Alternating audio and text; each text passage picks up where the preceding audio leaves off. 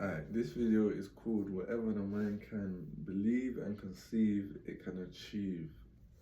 So, internally, however you feel internally, once you visualize something or have a visualization of a specific thing happening, it then, from that moment, has taken place.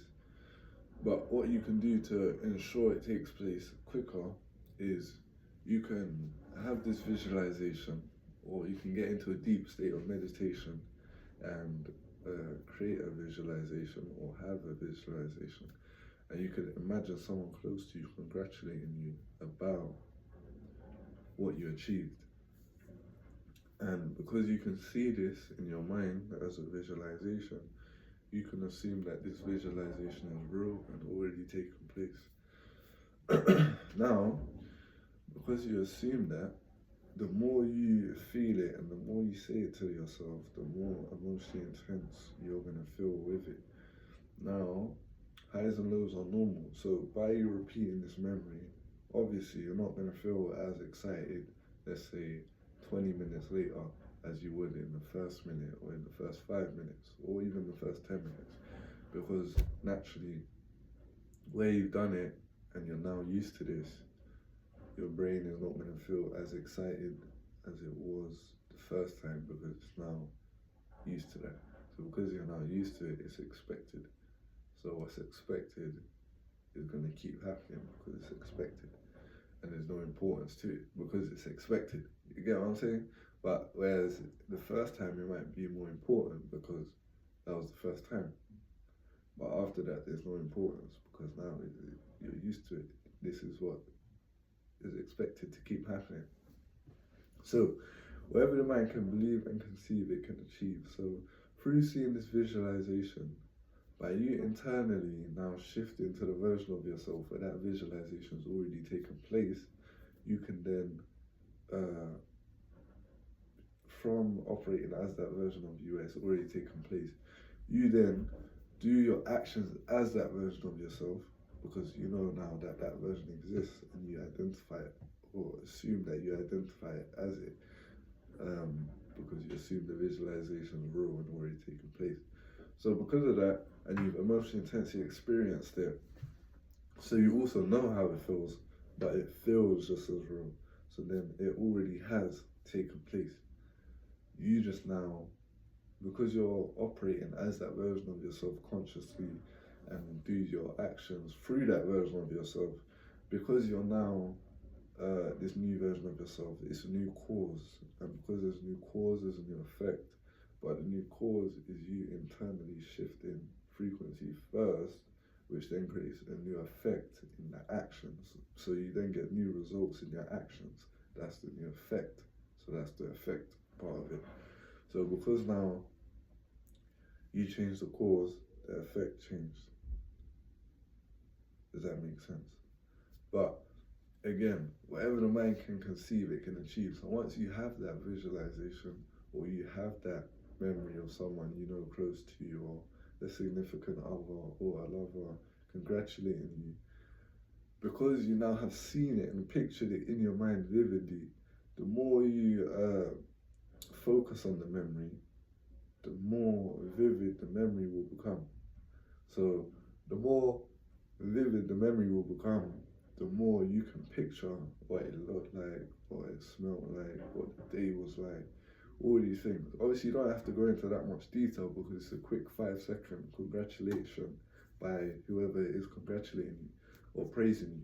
But my point is, because you keep rehearsing the visualization, essentially, you can, through rehearsing and keeping it and keep saying it and looping it, through continuously doing that, you then actually, because you're so focused on the memory, you can then actually start to picture more of the memory. So exactly where it was, exactly what it looked like, exactly, because now you're so, it's being looped so much in your head that you can now, the details that were just not there in the beginning, or you just didn't think about it in the beginning because it was just a quick congratulation, the parts you didn't think about in the beginning, you can now see fully. So you can now see what the room looked like, all of that. And because you can do that, you're essentially making the visualization more real. It's becoming more vivid, more real, more descriptive. So because of that, in real time, you're making this memory more recognizable to your brain. But because you're already operating as a version of yourself that's already taken place, that means this memory is not in the future, it's now in the past. And because it's in the past, you're now operating as the version of yourself that's already had that memory. So where the memory would be at first seen as something away from the person and in the future, because they're now operating as themselves already as that version that's been congratulated, now because they're already operating as that version from the memory, essentially now the memory's in the past. So because the memory is now in the past, it's already taken place. So now, same thing we were saying with now it's expected, now that's expected. So now being congratulated is now expected. It's no longer, the person is no longer not familiar with it because they've been congratulated and the emotional intensity felt what it felt like to be congratulated like that. So now because they're used to it, they will now expect this to keep happening. And because it keeps happening, they will then also experience that exact visualization, like a sense of deja vu. But it all started with the mind conceiving it and then you having the certainty of knowing that you can achieve it. And then through emotionally intensity experiencing it, that also clings the subconscious to the memory. So visualizing it is one thing. That's the brain conceiving it. Then knowing you can achieve it is another thing. Then emotionally intensifying with it creates the memory to attach to the subconscious like that. Because the subconscious speaks through emotion. So same way a human speaks through language like this, the subconscious speaks through emotion. So sad, happy, all them emotions. But the more emotionally intensely the emotion is, the more the subconscious remembers it because it was more intense than another experience. So that's why the subconscious will remember that one more, because that one had more of an impact on the individual than the one that wasn't as bad or wasn't as good. That memory was still good, but it weren't as remembered as the very good one, because the very good one was felt more intensely. So that's the subconscious part.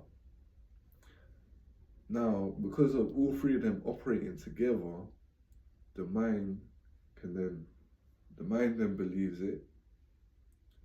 It's been conceived through the image, and it's been felt emotionally. And then it's achieved because now you're operating as the version of yourself where from the visualization onwards, so it's already happened. So that is how whatever the mind can believe and conceive, it can achieve. Because once you skip the process of achieving and operate from the version of yourself that's already achieved, essentially you've already skipped that part. You just have to make sure your emotional intensity feel it, and you have to also make sure that you loop the visualization or the memory, because looping it gives you more descriptive, makes you feel more emotionally intense with it. So because of this, the mind then achieves it. No, because of this, it is then achieved because the mind believes it, conceives the image, and as within, as without. So you're then good with it or without it.